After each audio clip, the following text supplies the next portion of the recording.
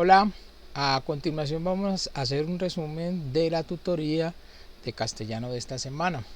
Estamos viendo acerca de la narración y vamos a tomar un poco acerca de la estructura, los elementos y el diálogo en la narración. Bueno, el objetivo pues precisamente consiste en eso, mirar cómo es la estructura de la narración, algunos de sus elementos y cómo identificamos los diálogos dentro de una narración. En primer lugar, pues en los saberes previos, pues estuvimos indagando un poco para los niños qué es un texto narrativo. De todas formas, pues se llegó a la conclusión de que es contar algo, ¿no? Algunos de los ejemplos que ellos citan, pues es un cuento o una historia o una fábula. En cuanto a los conceptos, pues estuvimos revisándolos, la narración como contar, como relatar sucesos que sean reales o imaginarios, o la narración también como un tipo de texto donde se presentan esos relatos. Ya en cuanto a ejemplos de narraciones, pues tenemos los cuentos, las fábulas, las novelas, biografías, las anécdotas que a ellos les gusta mucho contar acerca de su vida y cosas que les haya sucedido. También tocamos como ejemplo las crónicas, los mitos y las leyendas, que también pues son interesantes porque las familias les pueden estar compartiendo mucho acerca de mitos y leyendas de los lugares de donde ellos son originarios. En cuanto a la conceptualización de la estructura y la narración, pues estuvimos revisando que toda narración tiene un inicio, un desarrollo, un desenlace, que tiene unos elementos como son el narrador, los personajes, el tiempo y el espacio, o es decir, donde suceden los hechos y el momento en que sucede. En cuanto a los diálogos, pues estuvimos tratando de identificarlo a través de los signos. En este caso, pues tomando como ejemplo en la actividad la fábula de Miringa Mirronga, los identificamos que los diálogos estaban entre comillas.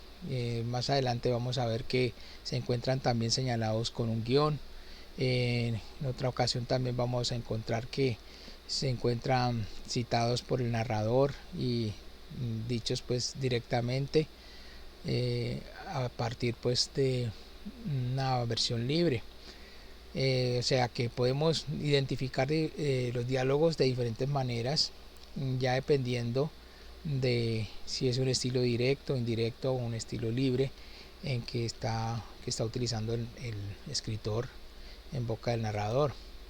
Bueno, en cuanto a la actividad, es una actividad interesante porque con un nivel mayor de dificultad en la lectura hay que tomar la fábula de Miringa Mirronga de Rafael Pombo y comenzar a leerla, lógicamente prestando atención a algunas ideas que más adelante se van a dar para que la lectura en voz alta resulte ser algo pues no solo interesante para nosotros sino también para nuestros oyentes. Aquí está la fábula y luego pues aquí hay un cuadro que intentamos llenarlo indicando cuál sería el inicio, la introducción, el desarrollo, nudo, conflicto, el desenlace y también las ilustraciones como parte del texto narrativo. También estuvimos identificando esos elementos, como habíamos dicho, el narrador, los personajes, el espacio y el tiempo y los diálogos, y fuimos pues identificándolos dentro de este cuadro. En la autoevaluación pues hicimos una sopa de letras en donde está la mayoría de conceptos utilizados aquí en esta clase y ellos iban encontrándolos o descubriéndolos aquí en esta sopa de letras. Aquí por ejemplo está la respuesta, ¿no?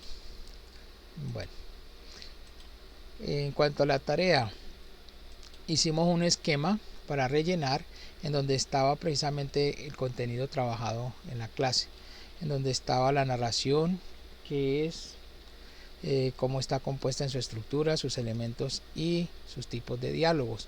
Aquí pues también hay una respuesta posible que se encuentra en los anexos. Ya para el desafío, pues era un desafío bastante interesante, pues es un reto prácticamente, porque involucra a los niños en la lectura en voz alta con unas características especiales, en donde ellos deben evitar los errores. Tres tipos de errores en este caso.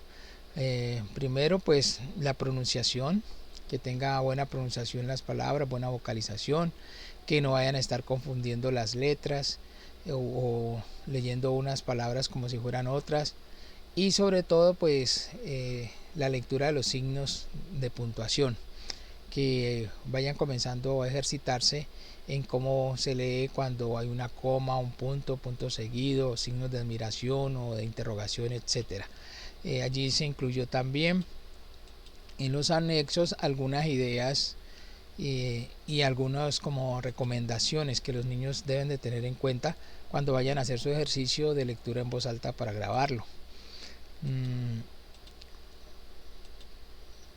Ese es más o menos lo que estuvimos trabajando dentro de la tutoría esta semana. Muchas gracias.